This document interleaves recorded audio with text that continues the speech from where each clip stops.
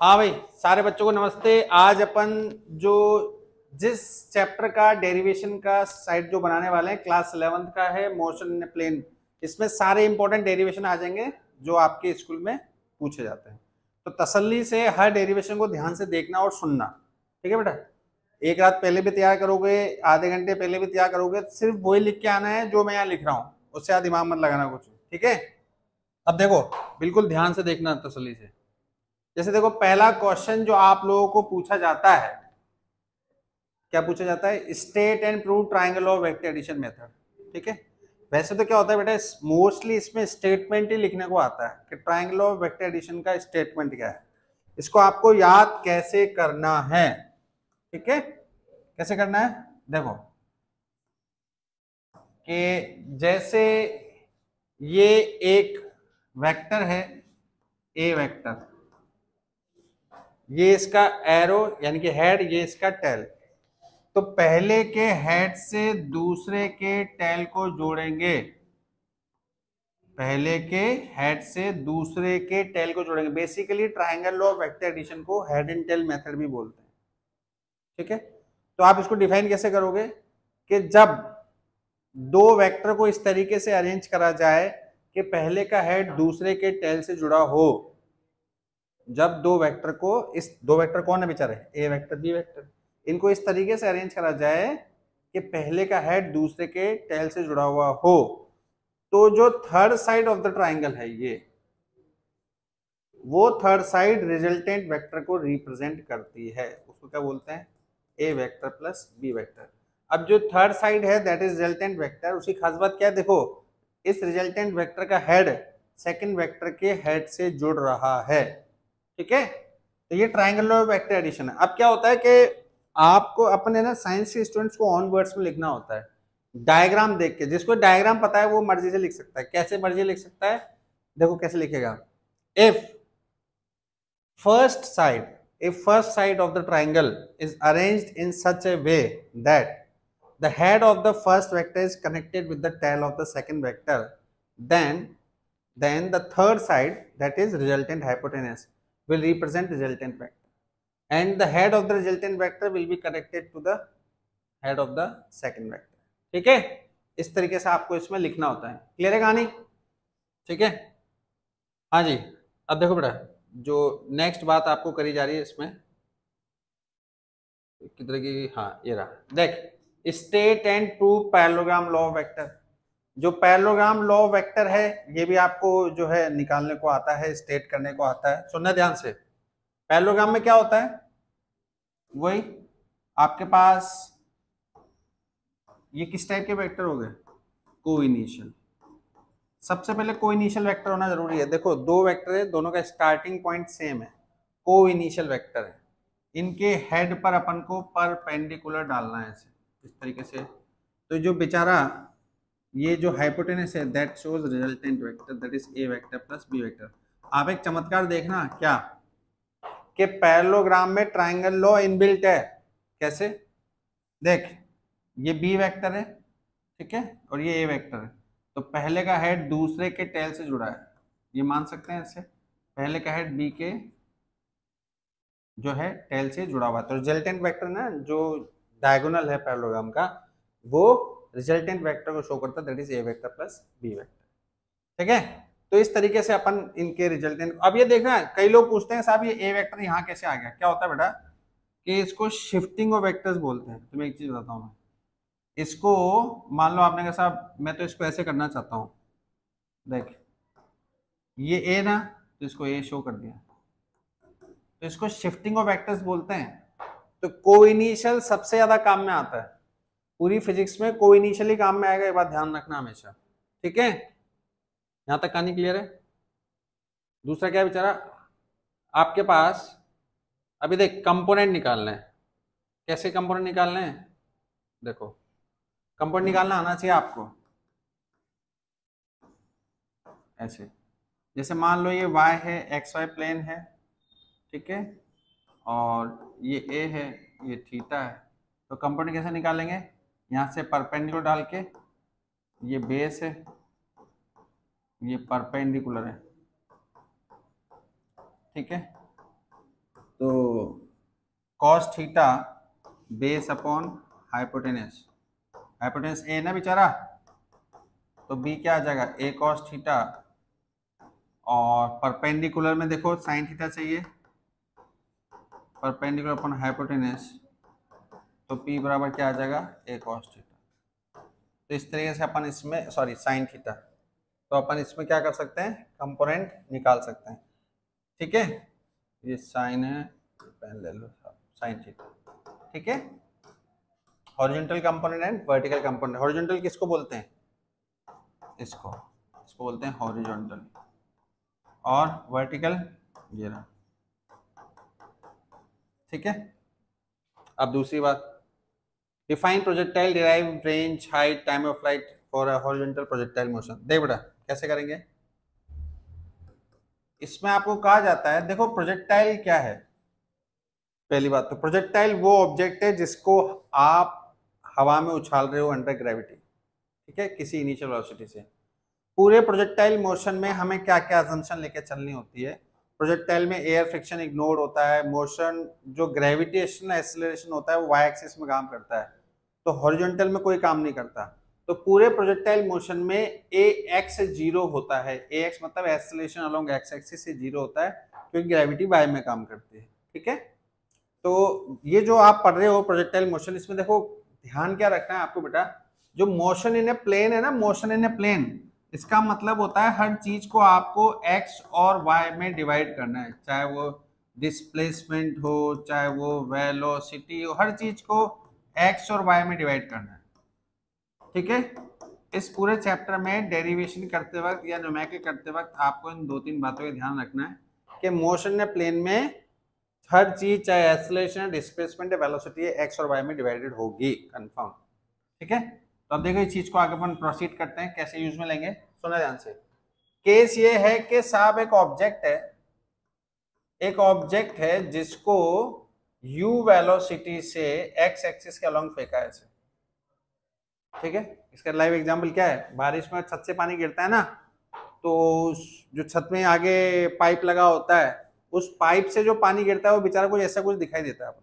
ठीक है, तो आप ये देखो बेटा, जैसे ही पानी गिरा, ये जो वेलोसिटी है ये x एक्सिस के पैरेलल में, इसलिए अपन ने इसको ux बराबर u मान लिया। अब इसमें uy नहीं है, uy का मतलब क्या होता है, देखो इसको पहले समझना क्या बीमारी है। जैसे मान लो किसी बच्चे ने फुटबॉल को लात की मारी, एक किक की मार दी साहब, है ना, ऐसे इमेजिन करना है आपको, जैसे हम देसी भाषा में करते हैं, सीधी बात, दिमाग नहीं लगाना कुछ भी। तो उस फुटबॉल के x कंपोनेंट भी होंगे, y भी होंगे, x भी होगा और y भी होगा, लेकिन यहां पे तो नहीं है, यहां पे तो ओनली ux है x एक्सिस के पैरेलल में। ठीक है, तो इसलिए आपको बताया u बाय 0 है। अब देखो बेटा, हर चीज का मतलब है, यहाँ पे हाइट का मतलब है कि ये जो प्रोजेक्टाइल है वो मैक्सिमम वर्टिकल डिस्प्लेसमेंट कितना कवर कर रहा है। रेंज का मतलब है ये जो प्रोजेक्टाइल है वो हॉरिजॉन्टल एक्सिस पे कितना चल रहा है, maximum horizontal displacement. Time of flight का मतलब है जहां से फेंका है और जमीन तक आने में, यानी कि मोशन कंप्लीट करने में कितना टाइम ले रहा है, उसको बोलते हैं टाइम ऑफ फ्लाइट। तो हम ये देखें ध्यान से, जहां से हमने फेंका है तो जमीन पे जब भी आया है तो इस वर्टिकल डिस्प्लेसमेंट की वैल्यू धीरे धीरे धीरे 0 हो गई। ठीक है, तो हम सबसे पहले निकालते हैं time of flight. Time of flight, time of flight क्या होता है, y बराबर u by t plus half a by T square. अब देख ये जमीन की तरफ आ रहा है, तो अब देख यहाँ पे माइनस एच, यू वाई 0 है बेचारा, ए वाई आपको पता है माइनस ही है, साइन कन्वेंशन से कर रहा हूँ मैं, ऐसे नहीं कर रहा मजे में।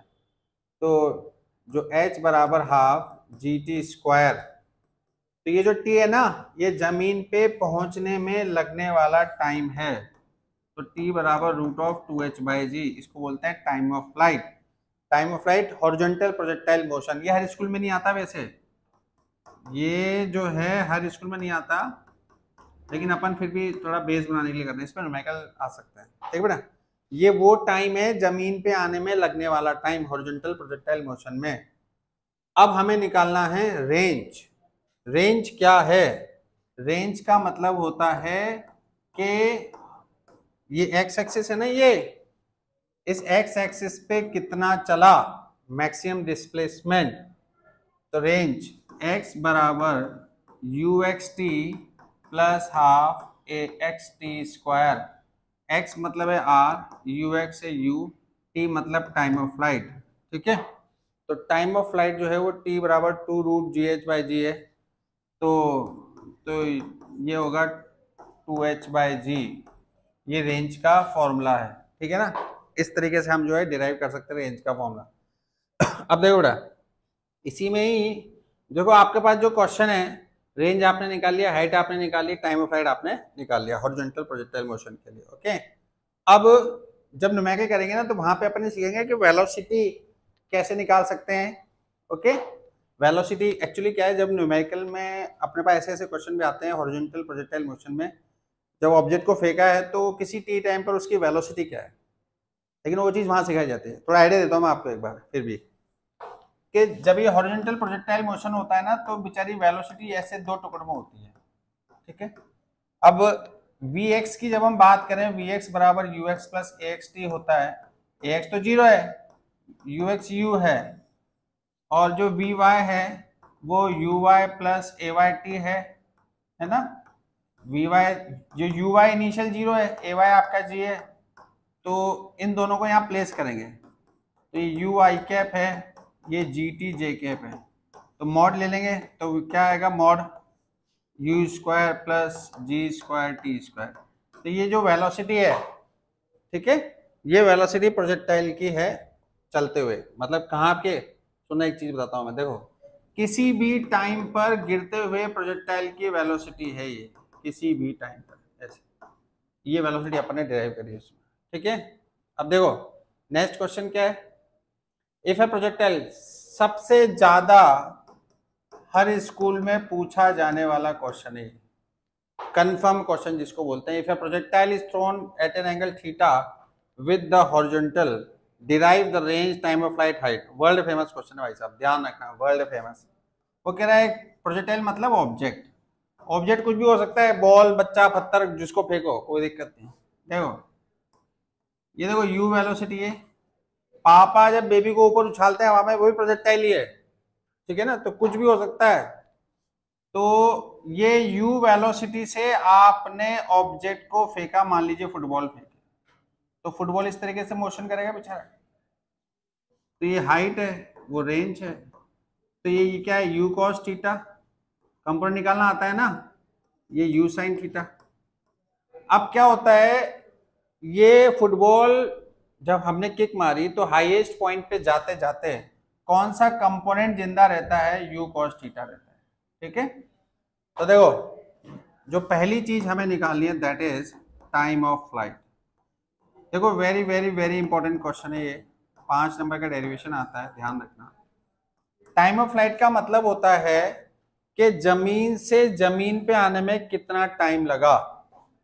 तो एट पॉइंट P, इस P पॉइंट पर जो कौन सा कंपोनेंट नहीं है, y एक्सिस के अलोंग वाला नहीं है, कौन सा वाला है, x axis, uy plus ayt, तो vy 0 है, u मतलब इनिशियली जब आपने फुटबॉल को किक मारी ना, तो कौन सा वेलोसिटी का कंपोनेंट अलोंग y एक्सिस था, बेचारा uy sin थीटा था, तो u sin theta ay minus g है, तो t क्या आ जाएगा, u sin theta by g.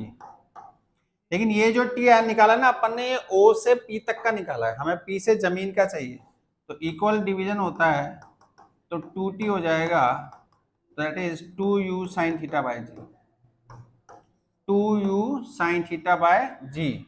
ये वो टाइम है जिसमें ऑब्जेक्ट जमीन से जमीन पे आया है, time of flight 2u sin theta by g, ये बात ध्यान रखना बेटा। अब देखो सुनना ध्यान से, इसी में आगे रेंज निकालनी पड़ती है हमको, बहुत इंपॉर्टेंट है। रेंज का मतलब क्या है, मैक्सिमम हॉरिजॉन्टल डिस्प्लेसमेंट, लिखने को आएगी डेफिनेशन। रेंज मतलब है मैक्सिमम हॉरिजॉन्टल डिस्प्लेसमेंट, x बराबर you x T plus half A x T square, x का मतलब है r, ux मतलब u cos थीटा है, ये कहां से है u cos थीटा, ये देखो ये रहा u cos थीटा, जो टाइम है that is time of flight, ax 0 है तो u cos थीटा टाइम जो है that is 2u sin theta by g, ठीक है। और u से u मल्टीप्लाई करेंगे u स्क्वायर, देखो दोबारा देख लो, u से u जब मल्टीप्लाई होगा आपके पास तो u square 2 sine theta cos theta by g, इसको बोलते हैं साइन 2 थीटा, ठीक है। ये जो फॉर्मूला है ना, शायद किसी को पता हो या नहीं हो, मैं अभी लिख देता हूँ कि जो साइन 2 थीटा है that is 2 sine theta cos theta, तो r जो है वो हो जाएगा u square sine 2 theta by g, ये हो जाएगा रेंज का फॉर्मूला, ठीक है। ये फॉर्मूला इंपॉर्टेंट है, ध्यान रखना भाइयों बहनों, साइन 2 थीटा का 2 साइन थीटा कॉस थीटा। अभी देखो उसके बाद नेक्स्ट जो है इसमें हाइट आती है बेटा, हाइट डिराइव करने को आती है। हाइट को मतलब होता है कि मैक्सिमम वर्टिकल डिस्प्लेसमेंट, ये जो एच है ना इसको बोलते हैं मैक्सिमम वर्टिकल डिस्प्लेसमेंट कितना है। तो y बराबर जो है that is u by t plus half a by T square, y का मतलब है h, u है u साइन थीटा, टाइम जो है ये इस देखो O से लेके P पॉइंट तक जाने में लगने वाला टाइम है, ठीक है। तो u sine theta by g, a y है minus g u sine theta by g का होल स्क्वायर, तो h इसको मल्टीप्लाई कीजिए u square sine square theta by जी और u square sine square theta by 2g, इसको आप करें solve, h बराबर u square sine square theta by 2g, ये किसका फॉर्मूला बन जाएगा, हाइट का फॉर्मूला बन जाएगा। अब ये 5 नंबर के क्वेश्चन में आपको टाइम, रेंज और टाइम ऑफ फ्लाइट आपने निकाल लिया, रेंज आपने निकाल ली और हाइट का फॉर्मूला आपने डिराइव कर लिया। ये तीनों डिराइव करने को आते हैं 5 नंबर में, कंफर्म आता है, कंफर्म। ये जिसको आता है उसके 5 नंबर तो डेरिवेशन के हर स्कूल में आ ही जाएंगे, ठीक है। अब देखो इसके बाद जो नेक्स्ट क्वेश्चन आता है आपके पास, equation of trajectory of a projectile, या फिर अपन को प्रूव करने को आता है कि जो प्रोजेक्टाइल की ट्रेजेक्ट्री है वो पैराबोला है, ये भी वर्ल्ड फेमस है। देखो अपन को इक्वेशन ऑफ ट्रेजेक्ट्री दो तरीके से बेटा पूछा जाता है।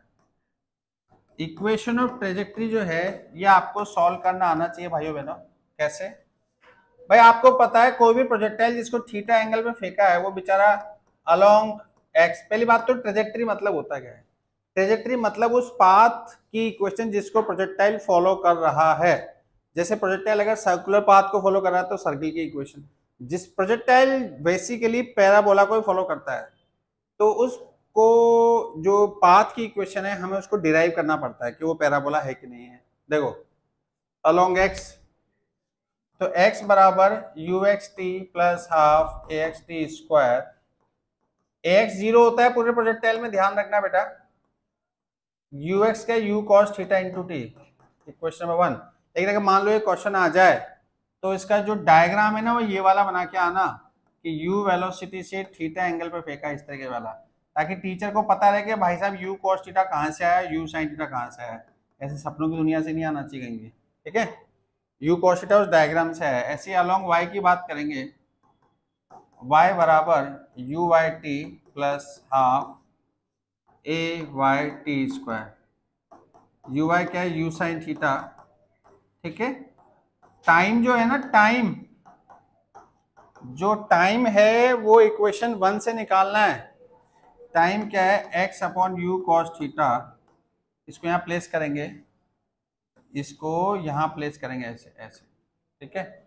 तो y बराबर, अब देखो इसका आगे कर रहा हूं मैं, y बराबर u साइन थीटा, ध्यान से देखना, x upon u cos theta g by 2 और x upon u cos theta का होल स्क्वायर। तो आप एक खास बात देखो बेटा, इसमें अपन ने जो इक्वेशन 1 से टाइम निकाला था उसकी वैल्यू यहाँ पे डाल दी। अब इसको अरेंज करना है, ठीक है। अरेंजमेंट, दुनिया में सारा गेम अरेंजमेंट का भाई। u से u कट जाएगा, ये u से u कट जाएगा, साइन अपॉन कॉस 10 और g/2 x square you square cos square theta. अब देख, एक तो इसको बोलते हैं इक्वेशन ऑफ ट्रेजेक्टरी, पहली बात तो। लेकिन स्कूलों में ना ये प्रूव करने को आता है, प्रूव करो भाई साहब ये पैराबोला है, पैराबोला की इक्वेशन को फॉलो करेगा। तो जो x का कोफिशिएंट है ना, ये इसको p मान लेना लेट करके, और एक्स स्क्वायर का जो कोफिशिएंट है ये पूरा देश, ये इसको q मान लेना। तो ये बन गया आपकी किसकी, पैराबोला की इक्वेशन। ठीक है, तो अगर आपके स्कूल में लिखा आता है कि प्रूव करो कि प्रोजेक्टाइल जो है वो पैराबोलिक इक्वेशन की ट्रेजेक्टरी को फॉलो करता है, तो यहां तक करना है। अगर आपके स्कूल में ये आता है कि साहब के डिराइव्ड इक्वेशन ऑफ ट्रेजेक्टरी, तो यहां तक करना है। ठीक है, दोनों में से एक क्वेश्चन आता ही है। ठीक है बेटा, ध्यान रखना। ठीक है, पैराबोला के बारे में पूछे तो भाई साहब यहां तक करना है, सिर्फ इक्वेशन ऑफ ट्रेजेक्टरी पूछे तो यहां तक करना है। ठीक है, और वैसे ये कराओगे तो कोई खून में कमी नहीं आ जाएगी, कर भी सकते, कोई दिक्कत नहीं। देखो अब नेक्स्ट देखो, आपसे क्या बोलते हैं, डिस्कस डिफरेंट केस स्टडी। हाँ, ये बहुत इंपॉर्टेंट है। प्रोजेक्टाइल मोशन में केस स्टडी पे भी न्यूमेरिकल आते हैं। ठीक है, कैसे कैसे आते हैं देखो, तुम्हारे साथ डिस्कस करते हैं। सबसे पहले अपन बात करते हैं रेंज के फॉर्मूले पे। सुनना भाइयों बहनों, रेंज का फॉर्मूला ये है। ठीक है, अब पहली केस स्टडी ध्यान रखें कि जैसे मान लीजिए प्रोजेक्टाइल है जिसको दो अलग अलग एंगल पे भेजा गया है। एक प्रोजेक्टाइल है जिसको दो अलग अलग एंगल पे भेजा है। मतलब क्या मतलब है, जैसे मान ले देख 30 है, ठीक है, 60 है, इस तरीके से। तो दो अलग अलग एंगल पे भेजा है, तो मान ले पहला एंगल है थीटा, तो जो रेंज का फॉर्मूला है जो आपके सामने लिखा है u square sine 2 theta by g. दूसरा जो एंगल है वो है 90 माइनस थीटा, उसको यहाँ भेजा गया है आर बराबर u square sine 2 90 minus theta by जी।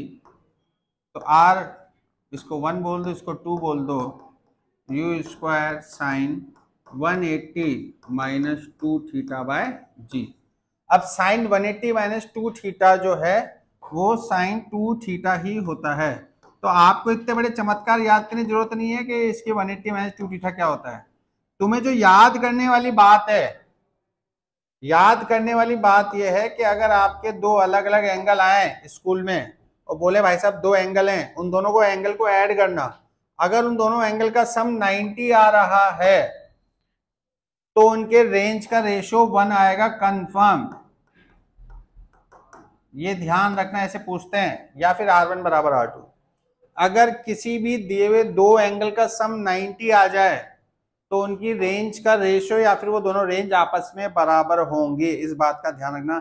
यही है पहली केस स्टडी कि अगर दो एंगल दे दें और दोनों एंगल का सम 90 है तो रेंज का रेशियो 1 आएगा बेटा। ठीक है, अब देख नेक्स्ट वैरायटी क्या है इसमें। जैसे मान लो आपसे मैं बोलता हूं कि अगर पहला एंगल 30 है, दूसरा एंगल 60 है, तो आपसे बोलेंगे इनकी रेंज का रेशियो निकालो। ठीक है, तो देखो इनको ऐड करो, 90 90, तो रेंज का रेशियो क्या आएगा जिंदगी में 1। ठीक है, इस तरीके से क्वेश्चन आते हैं अपने स्कूलों में। वो बोलेगा नहीं कि आप ऐड करके पता लगाओ, आपको खुद आपको अपने अक्कल से लगाना पड़ेगा। आपको बोलेगा वो कि if a projectile is thrown with two different angle 30 and 60 then find the ratio of their range, या ऑब्जेक्टिव में आ जाएगा then the ratio of their range will B.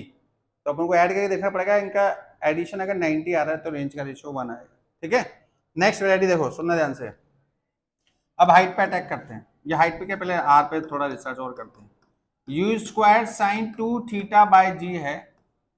आपसे पूछेंगे वो एंगल बताओ जिस पे रेंज की वैल्यू मैक्सिमम है। रेंज की वैल्यू मैक्सिमम होने के लिए साइन 2 थीटा की वैल्यू भी मैक्सिमम होनी चाहिए। तो अगर 10th क्लास थोड़ी सी भी ढंग से पढ़ी है तो साइन की मैक्सिमम वैल्यू जो होती है 1 होती है, और कितने एंगल पे होती है, 90 पे होती है। तो थीटा जो है वो कितना आ जाएगा, 45 डिग्री। यानी कि अगर किसी प्रोजेक्टाइल को 45 डिग्री पे 45 डिग्री पे भेजें तो उसकी रेंज मैक्सिमम होती है। ठीक है, तो इसकी वैल्यू क्या है, 1 है बेचारे की मैक्सिमम। तो मैक्सिमम रेंज की वैल्यू क्या हो गई, यू स्क्वायर बाय जी। ये रेंज मैक्सिमम की वैल्यू हो गई है। ठीक है, नेक्स्ट वैरायटी देखो, आपको कहते हैं इसमें कि आपसे कहा जाता है कि भाई जो टाइम ऑफ फ्लाइट का फॉर्मूला है, क्या होता है टाइम ऑफ फ्लाइट का formula? 2u sin theta by g, ठीक है, 2u sin theta by g. अब आप देखो, अगर एक बार एंगल थीटा है तो टाइम ऑफ फ्लाइट जो है 2u sin थीटा बाय जी, और अगर दूसरा वाला एंगल है 90 माइनस थीटा, तो जो टाइम ऑफ फ्लाइट है वो 2u sin 90 minus theta by g जो है वो T2 जो है वो 2u cos थीटा बाय जी, दोनों को आप जो है डिवाइड कर दीजिए तो क्या आएगा? T1 बाई T2, क्या बचेगा जिंदगी में? देखो 2u से 2u कट जाएगा, जी से जी कट जाएगा, साइन अपॉन कोस क्या हो जाएगा? टेन। तो ये T1 बाई T2 क्या आ जाएगा आपके पास? टेन थीटा आ जाएगा, ठीक है। ऐसे ही दूसरा केस देखो, जैसे हाइट का है u square sine square theta by 2g, ठीक है। तो मान लीजिए थीटा 1 थीटा है तो हाइट है u square sine square theta by 2g, और थीटा 2 90 माइनस थीटा है तो क्या आ जाएगा? You square sign 90 minus theta, और ये दोनों को आप ऐड करो क्या मिलेगा? h1 प्लस h2, तो u square by 2g sine square theta, sine 90 minus theta क्या होता है? Cos theta, cos square theta, कितना हो जाएगा ये? 1। तो h1 प्लस h2 क्या आ जाएगा बेटा? You square by 2g। तो ये केस स्टडी किसी भी तरीके से पूछी जा सकती है, ऐसे बोलेगा नहीं, आपने खुद को अपना कॉमन सेंस यूज करना है कि बस सारा चमत्कार इनका है। सबसे ज्यादा केस स्टडी इन पे आती है, किसी भी फॉर्मूले को उठा के आपसे थीटा 90 माइनस थीटा करके पूछ लेंगे। जैसे देखो एक और करते हैं अपन, जैसे रेंज का फॉर्मूला है u square sine 2 theta by जी, और हाइट का फॉर्मूला हमारे पास u square sine square theta by 2g। R by H करो, एक चमत्कार दिखाई देगा। क्या दिखाई देगा? देख यू स्क्वायर कट जाएगा, जी से जी कट जाएगा, क्या मिलेगा? साइन 2 थीटा बाय और साइन स्क्वायर थीटा बाय 2, तो 2 ऊपर जाएगा, sine 2 theta upon sine square theta. Sine 2 theta का फॉर्मूला क्या होता है? 2 sine theta cos theta upon sine square theta, तो साइन से साइन कट जाएगा तो 4 cos theta upon sine theta, इसको 4 अपॉन टेन थीटा भी लिख सकते हैं। तो आर बाय एच आपको डायरेक्ट ध्यान रखना है 4 बाय टेन थीटा, डायरेक्ट, ये वहां से कोई डिराइव करने के लिए कोई नहीं बोलेगा आपको। तो आर बाय एच जो है वो 4 बाय टेन थीटा होता है, डायरेक्ट ध्यान रखना, ठीक है। इस तरीके से आपको किसी भी वैरायटी का केस आपसे डिस्कस कर सकते हैं। अब देख नेक्स्ट क्वेश्चन जो है, define the uniform circular motion derive in expression for centripetal acceleration. अच्छा जी, देखो सर्कुलर मोशन क्या बीमारी है, सुने ध्यान से। दुनिया में जहां भी सर्कुलर पाथ है, तो सर्कुलर पाथ की सबसे बड़ी वजह है क्या है? कि एम मास का ऑब्जेक्ट है, लेट, तो वो एम मास का ऑब्जेक्ट अगर घूम रहा है तो उस पर एक फोर्स कंपल्सरी लगना, जिसको बोलते हैं centripetal force. Centripetal force mv square by r, ठीक है। इसको mr ओमेगा स्क्वायर भी बोलते हैं, ठीक है। ये कंपल्सरी है। तो देखो एक चीज बताते हैं आपको, इसके लिए हमें को डेरिवेशन डिराइव करना पड़ता है। किस तरीके से करना पड़ता है? देखो एक चीज बताते हैं आपको बेटा, कि लेट ये और ये ऑब्जेक्ट है, इसकी रेडियस है आर सर्कुलर पाथ की, ठीक है। ए पोजीशन मान लो लेट, इसकी यहाँ पे बी पोजीशन मान लीजिए, आर प्लस डेल्टा आर, और ये डेल्टा लेट, ठीक है। डेल्टा मतलब चेंज इन पोजीशन, इसी डेल्टा थीटा में। ऐसे ही अगर यहाँ पे v वेलोसिटी होगी, ऐसे ही अगर यहाँ पे क्या होगी, v वेलोसिटी होगी, तो यहाँ पे v प्लस डेल्टा भी होगी। ये चेंजेस है हल्के से। तो हमें क्या करना है, कोई खास चमत्कार कुछ नहीं करना है। जो डेल्टा थीटा है, ठीक है, हमें क्या करना है बेटा, जो आपके पास डेल्टा थीटा है उसमें जो चेंजेस हैं डेल्टा वी बाय वी, ऐसे ही यहाँ पे जो चेंजेस हैं डेल्टा थीटा के क्या है, डेल्टा आर बाय आर। ये देखो चमत्कारिक पेन है हमारा ये, डेल्टा आर बाय आर। दोनों में डेल्टा थीटा जो है ना बहुत छोटा है, ठीक है, तो दोनों को इक्वल कर लेंगे, delta v by v delta r by r. कैसे, perpendicular upon base, perpendicular upon base. तो इससे क्या मिलेगा हमको, देखो एक मिनट, इसको देखो यहाँ पे, तो डेल्टा वी बाय वी और delta r by r. Delta r जो है इसको देख आर क्यों मल्टीप्लाई कर रहे हैं, तो आर बाय वी, दोनों तरफ डेल्टा टी को टाइम बाउंडेशन डाल देते हैं जिसको डिफरेंशिएशन बोलते हैं। ये लिमिट लगाना बहुत जरूरी है, ध्यान रखना, लिमिट लगाना बहुत जरूरी है बेटा, लिमिट से ही बाउंडेशन रहती है, ठीक है, delta t tends to zero. तो अब क्या होता है, देख जो limit delta t tends to zero, delta v by delta t और v by r, limit delta t tends to zero और delta r by delta t, ये क्या बन जाएगा पूरा v, ये क्या बन जाएगा पूरा a एक्सेलरेशन। तो ये क्या बन जाएगा आपके पास v स्क्वायर बाय आर। ये v स्क्वायर बाय क्या चीज़ है, सेंट्रीपिटल एक्सेलरेशन का डेरिवेशन। ये दोबारा समझाता हूँ, मैं ध्यान सुन लेना। देखो एक सर्कुलर पाथ है, उसमें ऑब्जेक्ट मोशन कर रहा है, इस a पोजीशन पे है, a से किसी b पोजीशन पे आया, एंगल सबटेंड किया डेल्टा थीटा, यहाँ पे जो डिस्प्लेस रेडियस है वो r है, जब यहाँ कुछ एंगल चला तो डेल्टा आर का डिस्प्लेसमेंट हुआ तो ऐड हो गया delta r plus delta r. तो डेल्टा थीटा हम बना सकते हैं डेल्टा आर बाय, जो डेल्टा आर बाय आर, ये वाला delta r by r, delta theta को छोटा ध्यान रखना। ऐसे यहाँ वेलोसिटी v है तो यहाँ पे जो velocity v plus delta v है, तो जो चेंजेस आ गए ना डेल्टा v के आगे, परपेंडिकुलर अपॉन बेस, दोनों में डेल्टा थीटा जो है वो कॉमन है। अब क्या होता है बेटा, डेल्टा थीटा जो कॉमन है, आप देखो परपेंडिकुलर अपॉन बेस इसका डेल्टा थीटा और ये डेल्टा आर बाय आर, दोनों का डेल्टा थीटा इक्वल है। जब दोनों को इक्वल कराएंगे तो दोनों को डेल्टा टी टाइम से डिवाइड कर देंगे। क्यों कर देंगे, क्योंकि ये बहुत छोटे से टाइम के लिए हो रहा है, इस वजह से।